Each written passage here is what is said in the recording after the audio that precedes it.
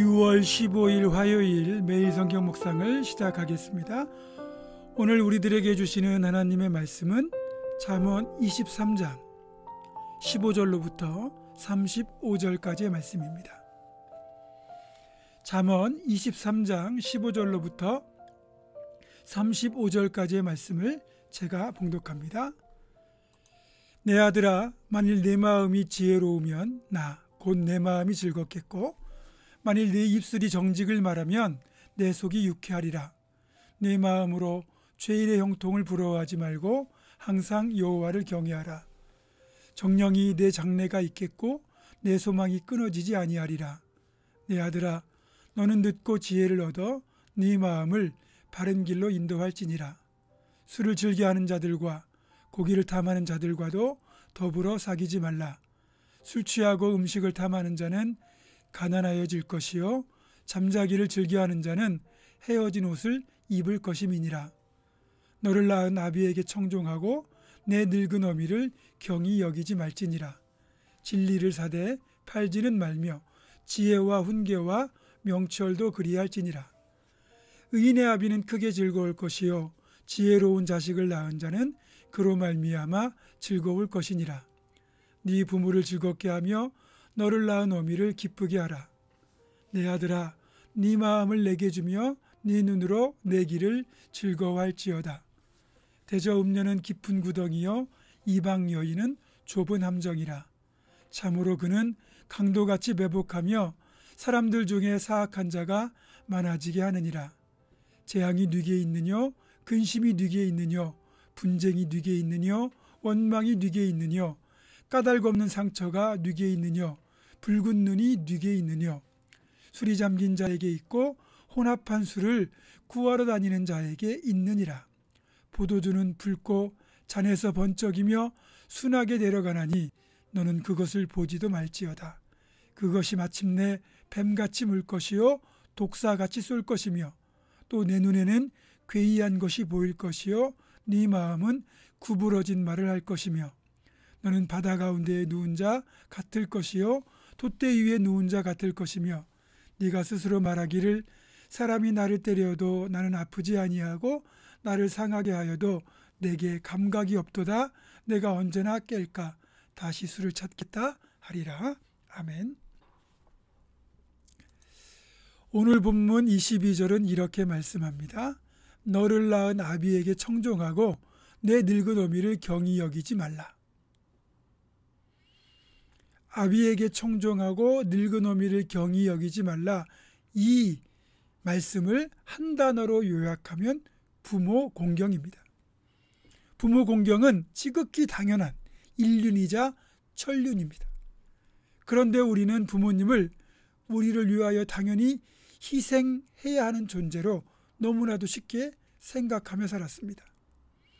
나는 맛있는 것 먹고 부모님은 맛없는 것 드셔도 당연하게 생각했고, 부모님은 떼약볕에서 일을 하셔도 나는 그늘에서 쉬는 것을 당연하게 여겼습니다.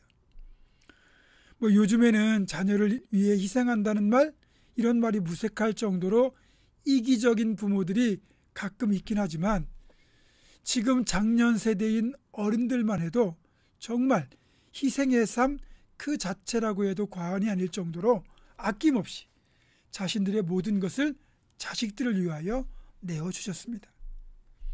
아무리 우리가 부모 공경과 효도에 힘쓴다고 해도 이렇게 자식을 향한 부모의 사랑에는 발끝도 미치지 못할 겁니다.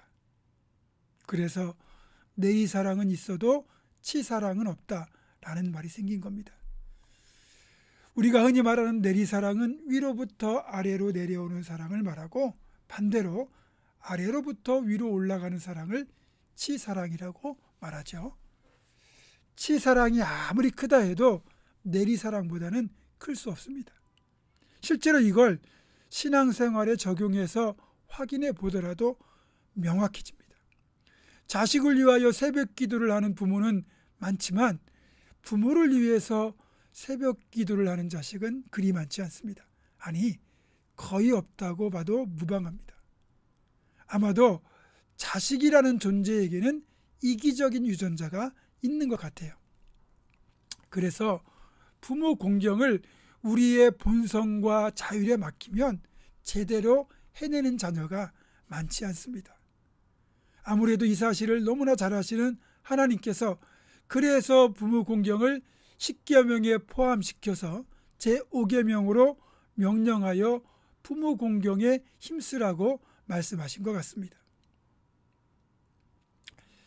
사실 부모라는 존재는 정말 특별한 존재입니다. 하나님을 가장 많이 닮은 존재거든요. 하나님을 우리가 육신의 눈으로는 볼 수 없으니까 부모라는 존재를 통해서 희미하게나마 하나님을 알 수 있도록 부모라는 존재를 만들어 주신 것 같습니다. 그만큼 부모는 하나님의 성품을 가장 많이 담고 있는 존재라고 말할 수 있죠. 이런 하나님의 성품을 닮은 부모의 모습을 가장 잘 담아내고 있는 비유가 바로 누가복음 15장에 나오는 탕자의 비유입니다. 유대인의 관습에서는 아버지가 돌아가시기 전, 그러니까 아직 건강하실 때 자기에게 돌아올 유산, 상속분을 미리 달라고 말하는 건 있을 수 없는 일입니다. 반드시 부모님이 돌아가셔야만 유산을 물려받을 수 있었습니다. 따라서 살아계신 아버지에게 지금 자기 몫을 달라는 탕자의 요구는 자기 아버지에게 빨리 죽어달라고 말하는 것과 똑같습니다. 한마디로 후리자식이죠. 그런데 그런 후리자식 같은 아들에게 아버지는 어떻게 합니까? 꾸짖기는커녕 달라는 대로 다 줍니다.